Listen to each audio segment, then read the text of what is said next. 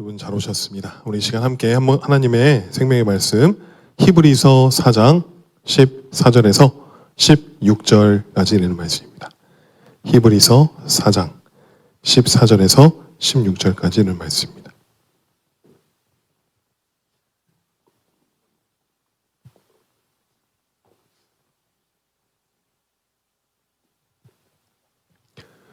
우리 함께 한 목소리로 다 같이 합독하도록 하겠습니다. 그러므로 우리에게 큰 대제사장이 계시니 승천하신 이 곧 하나님의 아들 예수시라. 우리가 믿는 도리를 굳게 잡을지어다. 우리에게 있는 대제사장은 우리의 연약함을 동정하지 못하실 이가 아니요 모든 일에 우리와 똑같이 시험을 받으신 이로되 죄는 없으시니라. 그러므로 우리는 긍휼하심을 받고 때를 따라 돕는 은혜를 얻기 위하여 은혜의 보좌 앞에 담대히 나아갈 것이니라. 아멘. 네, 여러분 100m를 달리는 이 단거리 선수에게는 순발력이 굉장히 필요로 하죠. 하지만 42.19km를 달리는 이 마라톤 선수에게는 순발력보다는 이 지구력이 필요합니다. 우리의 인생은 이 마라톤과도 같다고 할 수 있습니다. 그러므로 얼마나 순발력을 필요하냐 보다도 얼마나 지구력을 가졌느냐에 따라서 성공하느냐 실패하느냐가 결정되는 것 같습니다. 이 신앙생활도 마찬가지일 것입니다. 이 성도들은 이 단거리 선수가 아니라 장거리 선수입니다. 그렇기 때문에 신앙생활을 하루나 이틀 잘했다고 해서 잘한 것이 아니라 일생 동안 끊임없이 계속 되어야 합니다. 그래서 신앙적 인내와 노력이 필요한 것입니다.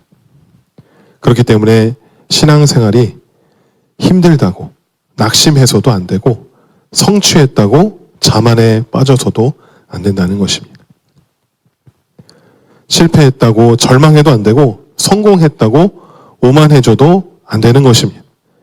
주님을 향해 걷던 그 길을 그대로 끝까지 가야 하는 것입니다.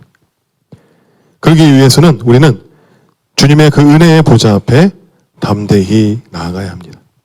왜냐하면 우리는 하나님의 그 은혜를 받아야지만이 살아갈 수 있기 때문입니다. 끝까지 그 목표 지점까지 표대를 향하여 달려나갈 수 있는 그 힘은 하나님이 주시는 그 은혜를 받아야지만이 우리가 끝까지 나아갈 수 있는 것이기 때문입니다. 오늘 말씀의 주제는 바로 은혜의 보좌 앞으로입니다. 이 본문 16절 말씀에 은혜의 보좌 앞으로 담대히 나아가라고 했습니다. 이 담대하다의 원어는 헬라어로 파르레시아인데 그 의미는 용기와 확신입니다. 그렇다는 것은 말씀대로 확신을 갖고 주님의 은혜의 보좌 앞에 나아갈 수 있다는 것인데 사실 우리는 이 죄와 허물로 죽은 자들이었기 때문에 그 주님의 보좌 앞에 나아갈 수 없는 존재들이었습니다. 하지만 예수 그리스도의 그 십자가의 공로로 인하여서 우리를 죄에서 사해 주셨고 예수님의 그 보혈로 거룩한 의의 옷을 입혀주셨기 때문에 하나님께로 그 하나님의 은혜의 보좌 앞에 나아갈 수 있게 된 것입니다. 결국 우리가 하나님의 보좌 앞에 나아갈 수 있는 그 이유는 예수님의 십자가의 공로로 임함이며 또한 하나님과의 교제가 가능하다는 것입니다. 그리고 그 은혜의 보좌 앞에 담대히 나아갈 것이니라. 이 나아간다라는 것은 바로 현재형입니다. 과거형도 아니고 미래형도 아니고 지금 여기에서의 행위라는 것입니다. 이 말은 우리 그리스도인은 끊임없이 하나님의 은혜를 찾으며 하나님과 교제를 할 수 있고 해야 한다는 것입니다. 그래서 본문 14절을 보시면 우리에게 큰 대제사장이 계시는데 그분은 승천하시니 곧 하나님의 아들 예수이십니다. 대제사장이라는 것은 구약의 아론으로부터 시작되어서 제사장을 대표하여 제사장을 맡아온 그의 자녀들을 말하는 것입니다. 그런데 예수님께서는 어떤 그 대제사장보다도 더 뛰어나신 큰 대제사장이라고 하였습니다. 제사장의 역할이 무엇입니까? 사람을 대표하여서 하나님께 제물을 올려드리고 하나님을 대변하여서 하나님의 말씀을 가르치는 그 중보의 역할을 하는 자입니다. 예수님과 대제사장들과의 차이는 이 대제사장의 역할 중 하나가 바로 1년에 한 번 대속죄일이 되었을 때 지성소로 나아가는 그 제사를 드리는 것이었습니다. 그래서 이를 통해 모든 이스라엘 백성들이 이 죄사함을 받을 수 있었습니다. 이를 매년 반복하였습니다. 이와 다르게 큰 대제사장이신 예수님께서는 자신이 직접 대속 제물이 되셔서 제사를 드리셨습니다. 그래서 이를 통해 진정한 지성소인 그 하늘에 승천하심으로 자신의 백성들의 죄를 완전히 사해 주셨습니다. 또한 승천하셔서 하나님 우편에 영원히 계시기에 영원히 우리에게 죄사함을 주신 것입니다. 하나님의 아들이신 예수께서 대속제물 되어 주셔서 완전하고 영원한 그 구원을 자신의 백성들에게 주셨다는 그 놀라운 은혜의 말씀입니다. 히브리서 저자는 그 예수님의 은혜를 기억함으로 믿음의 도리, 즉 예수님을 구원자로 믿는 믿음을 굳게 잡으라 하고 권면하고 있습니다. 예수님을 구원자로 믿는 믿음이라는 것은 바로 진리의 말씀을 마음으로 굳게 믿고 입술로 강하게 긍정적으로 시인하라는 것입니다. 예를 들면 예수는 나의 구주이다. 그가 채찍에 맞음으로 내가 나음을 입었다. 이렇게 마음으로 믿고 입술로 고백하여서 우리의 신앙을 굳게 잡아야 하는 것입니다. 이제 예수님이 우리를 위해 해주신다는 것이 아니라 이미 예수님이 다 행하셨다라는 것을 우리가 믿어야 하는 것입니다. 주님께서 우리의 큰 대제사장이 되셔서 모든 것을 다 이룬 것임을 믿고 눈에는 아무 증거 안 보이고 귀에는 아무 소리 안 들리고 손에는 잡히는 것 없어도 하나님의 말씀을 끝까지 마음으로 믿고 우리가 입술로 시인하며 고백할 때 그 믿음으로 나갈 때 그 놀라운 하나님의 능력이 나타나는 것입니다. 예수님 자신을 들여서 영원하고 완전한 구원을 우리에게 선물로 주신 예수님의 그 놀라운 사랑을 우리가 진정으로 깨닫는다면 이 사실 하나만으로도 우리는 그 믿음을 굳게 잡을 수 있지 않겠습니까? 우리는 믿음이 흔들릴 때 주님이 나에게 아무 말씀 없으시고 나를 도와주시지 않는다고 그 의심이 생길 때 그때 우리의 큰 대제사장이신 예수님께서 어떠한 은혜를 우리에게 주셨는지 우리가 생각하고 묵상하고 고백함으로 그 믿음을 굳게 잡아야 될 줄 믿습니다.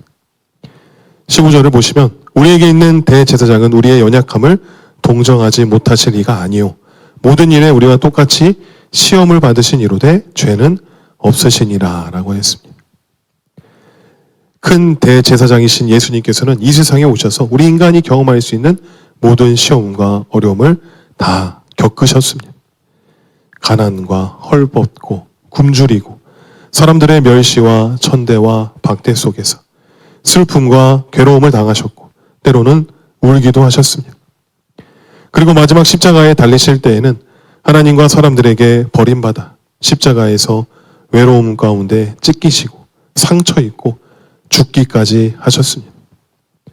우리를 위해 인간의 모든 연약함을 생생히 겪으셨던 것입니다. 어른이 왜 어른입니까? 지금 자라나는 우리 어린 친구들의 그 삶의 고초를 바라봤을 때 우리가 이미 다 겪은 것이고 이런 어려움이 왔을 때 이렇게 지혜롭게 넘어가야 한다는 것을 경험해봤고 알기 때문에 그 어린 친구들에게 권면할 수 있고 또 교훈을 심어줄 수 있지 않습니까? 가르침을 줄 수 있지 않겠습니까? 예수님께서는 우리의 연약함과 형편과 사정을 잘 아시는 것은 인간의 아픔과 고뇌와 슬픔을 다 겪으셨기 때문에 우리를 잘 아시는 것입니다. 그리고 우리를 위해 중보 기도해 주십니다.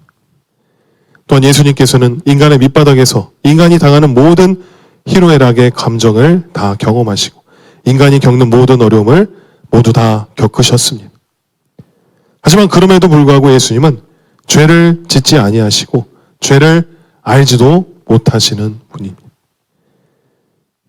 예수님께서 광야에서 사탄에게 끌려가 시험당하신 때를 생각해 보십시오. 40일간 금식하시면서 육체적으로 매우 힘든 상황 가운데 이 사단이 가장 먼저 유혹했던 시험이 무엇입니까? 그래서 바로 이 돌덩어리를 떡덩어리로 되게 해라 라고 하지 않았습니까?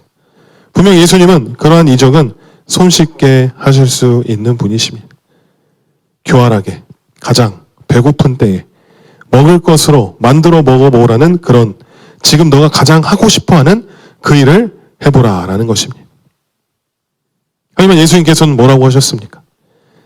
사람이 떡으로만 살 것이 아니요 하나님의 입으로부터 나오는 모든 말씀으로 살 것이다 라고 말씀하시지 않았습니까? 저희가 전에 이 모교에서 전도사 생활을 했을 때 신년이 되어서 이 목사님과 사모님과 이 권사님들이랑 이 신년 금식 기도원을 가게 됐습니다. 금식 기도원, 오살리 기도원에 갔었습니다. 이 목사님이 이제 금식 기도원에 다녀오자고 하시니까 저는 당연히 그곳에서 금식을 해야겠구나 생각을 하고 출발하는 날부터 해서 3일 금식을 하기로 마음 먹고 거기서 3일 동안 금식을 시작했습니다. 그런데 저를 제외한 나머지 분들 모두는 이미 금식을 다 하고 오셨다는 것입니다. 기도원 가기 전에 이미 다 금식을 하고 가는 거라고 했습니다. 그래서 의도치 않게 저만 거기서 이제 다들 식사 자리에서 이제 식사를 하시는데 저는 냄새만 맡고 힘겨운 그 금식을 이겨내야 했습니다. 그렇게 해서 3일이 끝나는 시점에 이 권사님들이 이제 보식을 해야 하니까 이 죽을 사주셨습니다. 근데 이제 저를 제외한 다른 분들은 그날 저녁에 이 보쌈을 드셨는지 보쌈 김치를 같이 간 이 전도사님 하나 있었는데 그 전도사님이 그걸 가져와가지고 저에게 주는 거였습니다. 이 죽 먹을 때 보쌈 김치 너무 맛있다고 같이 먹으라고. 근데 여러분 어떻습니까? 이 금식 끝나자마자 죽 먹는 것도 조심히 먹어야 하는데 김치를 먹는다는 것은 정말 위험한 행위이지 않습니까? 분명 이거 금식 끝나고 맵고 짠 김치 먹으면 큰일 날 거라는 것을 당연히 알고 있었는데 근데 그 뚜껑을 열자마자 그 새빨간 이 김치를 보니까 그것도 보쌈 김치 너무 맛있지 않습니까? 아는 맛이지만 이 눈이 돌아가면서 먹으면 안 될 걸 알면서도 나는 돌도 소화시키는 사람이다라고 합리화하면서 먹어버렸습니다. 먹은 지 10분도 안 돼서 저는 이제 화장실에 달려가서 그 모든 것을 다 쏟아냈던 이 기억이 있습니다. 이만큼 얼마나 사람이라는 것이 원초적인 욕구인 그 식욕에 대해서 절제가 안 되는지 뼈저리게 느꼈습니다. 하지만 예수님께서는 이 40일을 금식하고서도 그렇게 부추기는 상황 속에서도 오직 말씀으로 그 사단의 계략에 맞서는 그런 모습을 볼 때 역시 사람은 믿을 만한 게 못 되는구나. 죄가 없으신 분은 오직 예수님밖에 안 계시는구나를 깨달을 수 있었습니다. 이 예수님께서는 우리를 위하여서 인류의 모든 죄를 홀로 짊어지기 위하여서 인간의 최고의 형벌인 십자가형을 당하시고 묵묵히 십자가에 달리셨던 것입니다. 하나님의 아들이라기에 마치 왕자의 삶처럼 온실 속의 화초처럼 금수저의 삶을 살아가는 그런 분이 아니셨습니다. 우리와 똑같이 인간의 몸으로 오셨고 우리의 삶, 어쩌면 우리보다 더한 것들을 맞으시고 견뎌내신 예수님이시기에 우리의 연약함을 더 잘 아시고 또한 우리를 동정하지 못하실 리가 아니라는 것입니다. 그럼에도 우리와 다른 점은 이 죄가 없으신 분이라는 것입니다. 그렇기 때문에 이러한 예수님의 그 희생적인 사랑이 죄 가운데 빠져 허덕이고 있는 그 모든 사람에게 우리에게 소망과 참된 생명을 가져다 주는 것입니다. 그 예수님께서 온갖 고난과 역경을 견디시고 이기신 분으로서 누구보다 우리를 공감해 주시고 위로해 주시는 분이라는 것을 우리 모두가 알기를 원합니다. 우리 모두가 믿음을 지키기 위해서 정말 치열하게 살아가고 있지 않습니까? 때로는 아무도 나의 힘듦과 애씀을 알아주지 않는 것 같이 느껴지기도 합니다. 그러나 예수 그리스도께서 우리가 그 믿음을 지키기 위해 얼마나 애쓰는지 알고 계시고 완전하게 공감하고 계신다는 것입니다. 다른 누구도 아닌 예수님께서 우리를 공감해 주시고 계신다는 사실, 이보다 더 큰 위로가 어디 있겠습니까? 사람들이 몰라주어도 하나님이 알아주신다면 그 믿음을 지키는 것이 힘듦이 아닌 기쁨으로 변하게 되지 않겠습니까? 그렇기 때문에 믿음을 지키기 버거울 때가 찾아온다면 우리보다 먼저 고난을 겪으시고 완전히 공감하시며 위로하시는 예수 그리스도를 떠올리심으로 말미암아 그 믿음을 지키기를 소원합니다. 그래서 16절에 말씀합니다. 그러므로 우리는 긍휼하심을 받고 때를 따라 돕는 은혜를 얻기 위하여 은혜의 보좌 앞에 담대히 나아갈 것이라. 여기서 말하는 긍휼하심이라는 것은 우리가 시험에 들어서 죄를 지었을 때 주님께 나아가 용서받고 불쌍히 여김을 받는 것이 긍휼입니다. 내 형편과 사정을 알아주시고 나를 위해 기도해 주시는 예수님이 대제사장으로서 하나님 보좌 우편에 앉아 계시니 우리는 긍휼하심을 받고 때를 따라 돕는 은혜를 받기 위해서 주님의 그 은혜의 보좌 앞에 담대히 나아가야 하는 것입니다. 구약에서의 은혜의 보좌는 이 지성소를 말합니다. 이 지성소는 대제사장만이 1년에 한 번에 들어갈 수 있지 않습니까? 아무나 접근할 수 있는 장소가 아니라는 것입니다. 하지만 예수 그리스도께서 중재자가 되어주심을 통하여서 이제는 몇 번이고 주저함 없이 거리낌 없이 하나님께로 나아갈 수 있는 것입니다. 예수님을 통하여서. 왜 나아갈 수 있는 것입니까? 예수님께서 채찍에 맞으시고 저주를 받으시고 피를 흘리심으로 우리의 모든 죄와 불의와 추악과 저주와 절망과 죽음을 십자가에서 다 청산하셨기 때문에 우리는 그 예수님의 공로로 임해서 은혜의 보좌 앞에 나아갈 수 있는 것입니다. 우리가 이렇게 우리나라의 언어로 누구든지 하나님 그 성경 말씀을 보고 듣고 이해할 수 있게 해준 그 장본인이 누구입니까? 우리나라에 들어오신 그 선교사님들 덕분이지 않습니까? 만약에 우리나라의 언더우드와 아펜젤러와 같은 선교사님들이 오시지 않았더라면 아마 지금까지도 예수님을 모르는 사람이 지금보다 더 많았을 것이고 그저 특별한 소수만이 예수님을 믿으며 살아갈 것입니다. 예수 그리스도께서는 남녀노소를 막론하고 우리의 모든 인류의 죄를 다 대속하셨기 때문에 우리는 예수님을 믿기만 하면 구주로 삼기만 하면 우리는 하나님 보좌 앞에 담대히 나아갈 수 있는 것입니다. 그러므로 우리는 죄짓고 불의하고 못났음에도 불구하고 주님 앞으로 나아가야 합니다. 우리가 회개하는 심령으로 주님께 나아갈 때 주님께서는 우리의 모든 죄를 씻어주시고 우리의 눈물을 닦아주시며 한없는 은혜를 부어주십니다. 그 은혜를 때를 따라 부어주신다고 하였습니다. 때를 따라 돕는 은혜라는 것은 바로 하나님의 은혜 가운데 거하는 사람에게 주어지는 은혜라는 것입니다. 그럼 우리가 어떻게 살아가겠습니까? 늘 하나님 안에 거하는 삶을 살아야 하지 않겠습니까? 여러분 괴로울 때 주님의 얼굴 보라라는 그 옛날의 복음성가 아실 것입니다. 우리 학생들은 잘 모를 수도 있는데 이 찬양의 2절 가사가 이렇습니다. 힘이 없고 내 마음 연약할 때 능력의 주님 바라보아라. 주의 이름 부르는 모든 자는 힘 주시고 늘 지켜주시리. 눈을 들어 주를 보라. 내 모든 염려 주께 맡겨라. 슬플 때에 주님의 얼굴 보라. 사랑의 주님 안식 주리라. 아멘. 아시죠? 네, 우리에게 그 긍휼을 베푸심으로 때를 따라 돕는 그 은혜를 주시는 하나님께서 어떻게 하라고 하였습니까? 바로 은혜의 보좌 앞에 담대히 나아가라고 하였습니다. 믿음의 위기와 고난이 찾아온다면 우리는 뒤돌아서 도망치는 것이 아니라 두려워서 회피하는 것이 아니라 예수 그리스도를 의지하여 담대하게 하나님께로 나아가는 것입니다. 우리의 모든 처지와 상황을 다 아시고 이해하시고 공감하시고 위로하시는 그 예수님을 의지함으로 힘입어 그 하나님의 보좌 앞에 나아가는 것입니다. 몇 번이고 때와 시기를 상관하지 않고 무조건 하나님께로 나아가는 것입니다. 우리에게 담대히 나아가라고 하지 않았습니까? 은혜의 보좌, 즉 하나님의 보좌라는 것은 이 통치자의 자리, 즉 단순히 그 의자라는 것이 아니라 하나님께서 모든 만물을 다스리시는 위치와 권세를 나타내는 것으로서 영원히 하나님이 거하시는 곳. 그 통치와 심판과 거룩함과 은혜의 자리라는 것인데 그 자리를 우리는 예수님의 그 십자가의 공로에 힘입어서 나아갈 수 있고 그것도 담대히 가할 수 있는 것입니다. 그리고 우리가 보좌 앞에 나아가는 것은 한마디로 하나님과의 친밀한 교제입니다.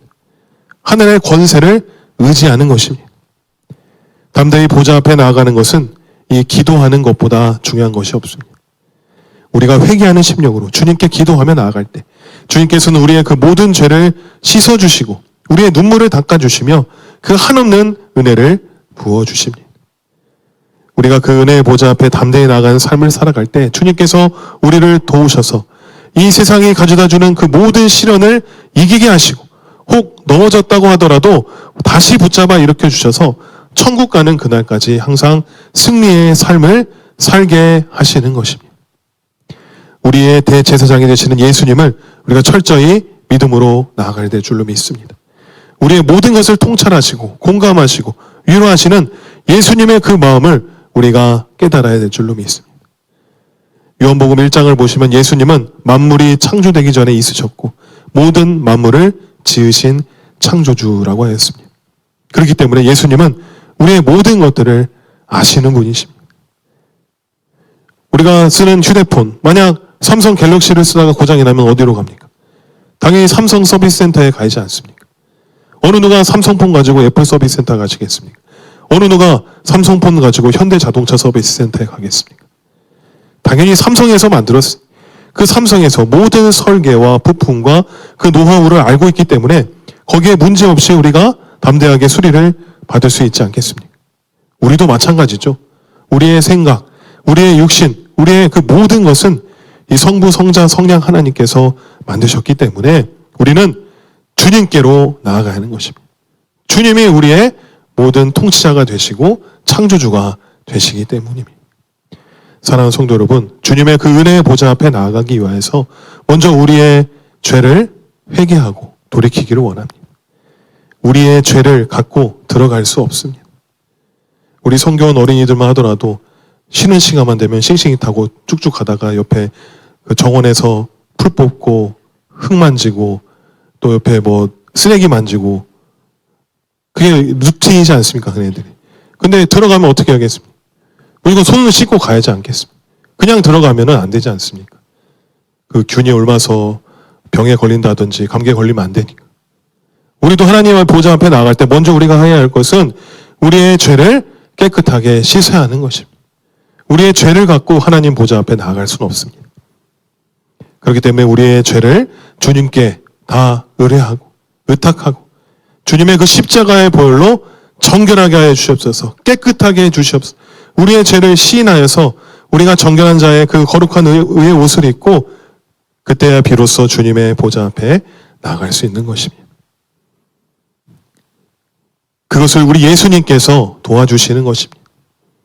예수님만을 바라보기를 원합니다.